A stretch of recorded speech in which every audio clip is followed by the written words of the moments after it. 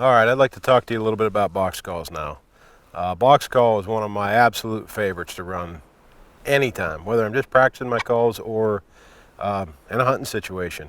And it's also the most simple of all the calls there are to use. Running a box call, basically the lid will do all the work if you let it. We'll start off with some like plain yelps. All a hunter's got to do is hold the call like this. I hold it a little different, but the easiest way is to hold it like this. Just open the call up and close the lid and it'll do a yelp. That's a basic yelp right there. That's just a single note. And then if you want to put them together in a series like a plain yelp,